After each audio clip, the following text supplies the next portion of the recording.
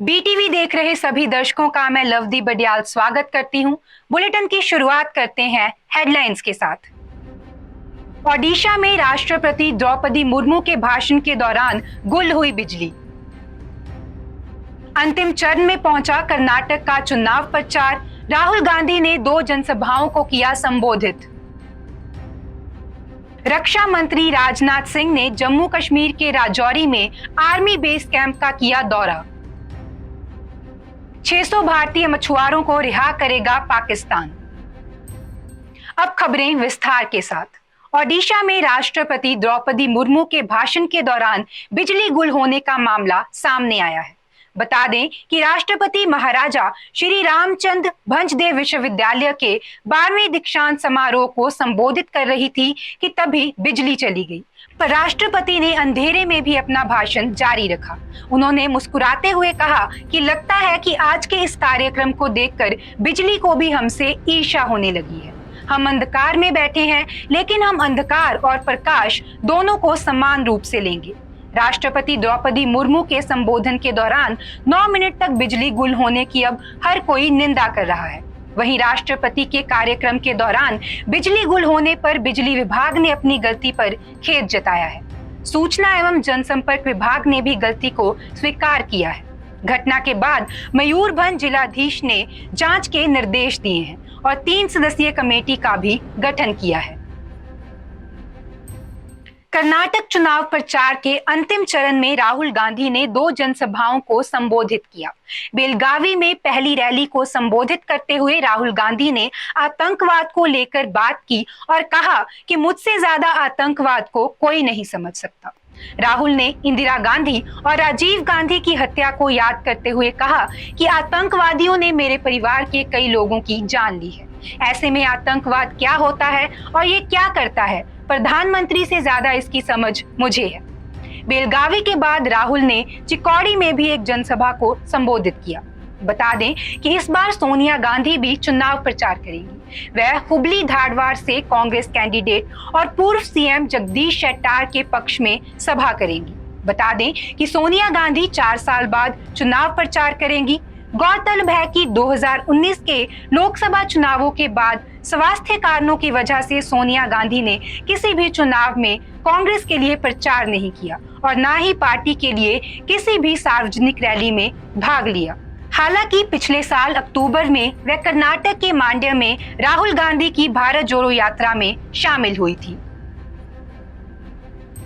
कर्नाटक में 10 मई को विधानसभा चुनाव होने जा रहे हैं। इससे पहले सभी पार्टियां अपनी जीत के लिए वोटर्स को लुभाने की कोशिश में जुटी हुई हैं। इसी बीच चुनाव से पहले आयकर विभाग ने राज्य में बड़े पैमाने पर नकदी और ज्वेलरी जब्त की है। आयकर विभाग ने कर्नाटक विधानसभा चुनाव में उम्मीदवारों को धन मुहैया कराने के लिए कथित रूप से संसाधन जुटाने वाले कुछ फाइनेंसरों पर छापा मारा है। बेंगलुरु और मैसूर में कई स्थानों पर छापेमारी के बाद 15 करोड़ रुपए नकद और 5 करोड़ के मूल्य के आभूषण जब्त किए हैं। ये जानकारी आयकर विभाग ने शनिवार को दी। माना जा रहा है कि इसका उपयोग चुनाव से पहले मतदाताओं को लुभाने के लिए किया जाना था। बता दें कि कर्नाटक चुनाव से पहले राज्य में बड़े स्तर पर एजेंसियों ने ऐसी गतिविधियों पर सक्रिय रूप से नजर बनाए रखी है। रक्षा मंत्री राजनाथ सिंह ने जम्मू कश्मीर के राजौरी में आर्मी बेस कैंप का दौरा किया। इस दौरान रक्षा मंत्री ने सीमा पर सुरक्षा स्थिति की समीक्षा की। अपने दौरे के दौरान रक्षा मंत्री ने सीमा पर तैनात जवानों से भी मुलाकात की। गौरतलब है कि राजनाथ सिंह ने राजौरी में शुक्रवार को सेना और आतंकवादियों के बीच मुठभेड़ के एक दिन बाद इलाके का दौरा किया है। रक्षा मंत्री राजनाथ सिंह ने ट्वीट के माध्यम से ये जानकारी दी है। उन्होंने अपने ट्वीट में लिखा कि जम्मू कश्मीर के राजौरी में आर्मी बेस कैंप का दौरा किया, सीमा पर ऑपरेशनल क्षमताओं और सुरक्षा स्थिति की समीक्षा की, साथ ही भारतीय सेना के वीर जवानों से बातचीत भी की। अपनी मातृभूमि की रक्षा के प्रति उनकी भक्ति को सलाम करता हूँ। वहीं अधिकारियों ने बताया कि तलाशी अभियान के दौरान 250 से अधिक लोगों को पूछताछ के लिए हिरासत में लिया गया है। उन्होंने बताया कि इस दौरान आतंकवादियों का सहयोग करने वाले 6 सक्रिय कार्यकर्ताओं को गिरफ्तार किया गया है। कश्मीर के राजौरी में कंडी इलाके में शनिवार सुबह सुरक्षा बलों ने एक आतंकी को मार गिराया है और एक आतंकी घायल हो गया है। शुक्रवार सुबह से ही सेना और आतंकियों के बीच मुठभेड़ जारी है। बता दें कि कल सर्च ऑपरेशन के दौरान आतंकियों ने यहीं घात लगाकर विस्फोट किया था, जिसमें सेना के 5 जवान शहीद हो गए थे। स्थिति का जायजा लेने के लिए रक्षा मंत्री राजनाथ सिंह और सेना प्रमुख जनरल मनोज पांडे भी राजौरी पहुंचे। जम्मू कश्मीर के लेफ्टिनेंट गवर्नर मनोज सिन्हा ने सुबह राजौरी में शहीद जवानों को श्रद्धांजलि दी। बात बारामूला के करहमा कुंजर की करें तो आज सुबह से वहां एनकाउंटर चल रहा है। यहां अब तक एक आतंकी मारा गया है और कुछ और आतंकियों के छिपे होने की जानकारी मिली है। बात राजौरी के कंडी इलाके की करें तो ये हिली स्टेशन है। यहाँ घने जंगल और कई गुफाएं भी हैं, जिसकी वजह से सर्च ऑपरेशन में दिक्कतों का सामना करना पड़ रहा है। पाकिस्तान के विदेश मंत्री बिलावल भुट्टो जरदारी एससीओ के विदेश मंत्रियों की बैठक में भाग लेने के लिए भारत के दौरे पर हैं। इसी बीच पाकिस्तान ने कहा है कि वह सद्भावना के तौर पर 600 भारतीय मछुआरों को रिहा करेगा। पाकिस्तान ने दावा किया था कि मछुआरों ने समुद्री सीमा का उल्लंघन किया था, इसके लिए उन्हें जेल में रखा गया था।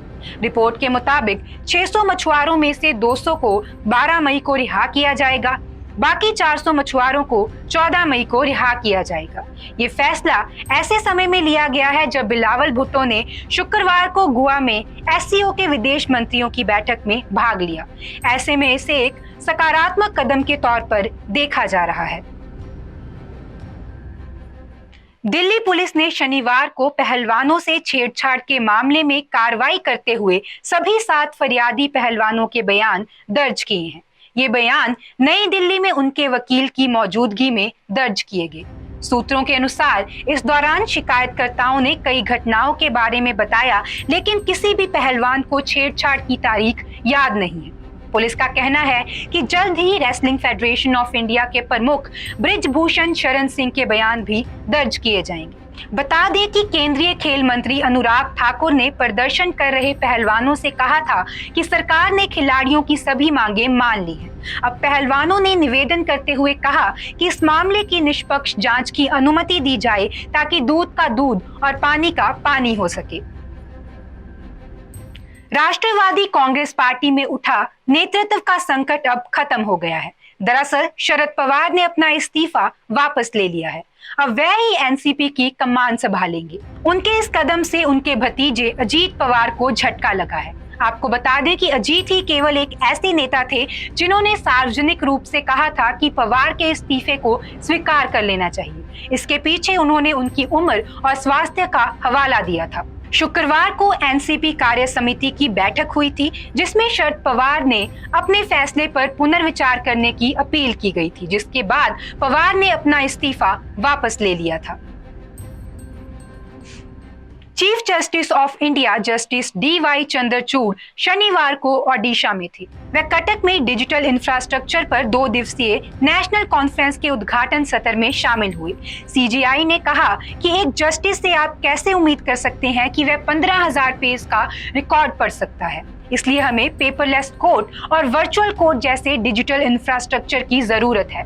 CJI चंद्रचूड़ ने कोर्ट के लिए डिजिटल दुनिया के दूसरे पहलू पर भी बात की।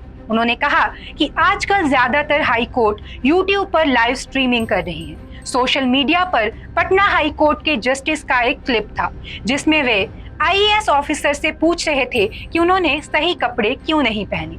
गुजरात हाई कोर्ट के जस्टिस वकील से कह रहे थे कि वह मामले के लिए तैयार क्यों नहीं है। उन्होंने कहा कि YouTube में बहुत सारी फनी चीजें चल रही हैं, जिन्हें रोकने की जरूरत है, क्योंकि कोर्ट में जो होता है वह बेहद गंभीर मामला है। हम जो लाइव स्ट्रीमिंग कर रहे हैं उसका एक दूसरा पहलू भी है।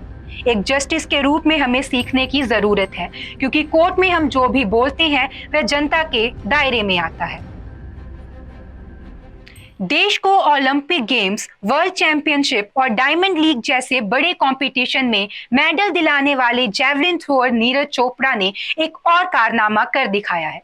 नीरज डायमंड लीग में लगातार दूसरा गोल्ड जीतने वाले पहले भारतीय खिलाड़ी बन गए हैं। बता दें कि 25 वर्षीय नीरज ने दोहा में चल रही प्रतियोगिता के मेंस जैवलिन थ्रो इवेंट के फाइनल में पहले ही प्रयास में 88.67 मीटर भाला फेंका, जो कि उसके लिए गोल्ड विनिंग परफॉर्मेंस साबित हुआ। साल 2023 में ये नीरज का पहला मेडल है। इससे पहले नीरज ने पिछले साल ज्यूरिक में डायमंड लीग में पहला गोल्ड जीता था। साल 2022 में हुई वर्ल्ड चैंपियनशिप में भी नीरज ने भारत को सिल्वर मेडल दिलाया था।